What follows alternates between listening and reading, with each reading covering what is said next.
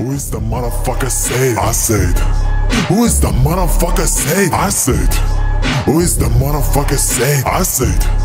Who is the motherfucker said? I said. صدر جرایمیم نشیدم چی گفت؟ گوشی ها عرازلی نشیدم چی گفت؟ کشتارا مراحلی نشیدم چی گفت؟ جون داداش کاری ندارم فقط نشیدم چی گفت؟ سیستمون کلافگی نشیدم چی گفت؟ ما قول مراحلیم نشیدم چی گفت؟ گوشا رو جلا میدیم نشیدم چی گفت؟ جون داداش کاری ندارم فقط نشیدم چی گفت؟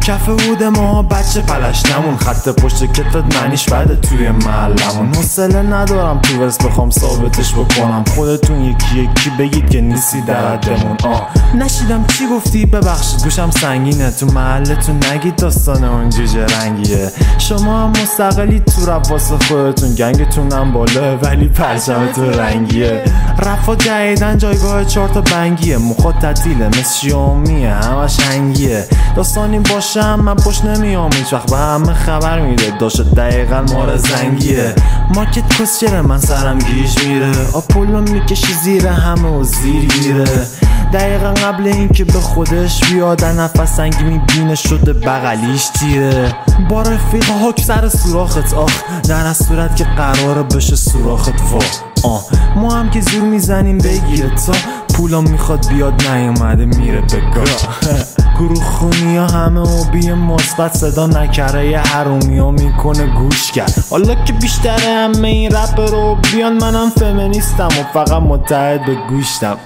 صدر جرایمیم نشیدم چی گفت؟ گوشی ها عرازلی نشیدم چی گفت؟ کشتارا مراحلی نشیدم چی گفت؟ جون داداش کاری ندارم فقط نشیدم چی گفت؟ سیستمون کلافگی نشیدم چی گفت؟ ما قول مراحلیم نشیدم چی گفت؟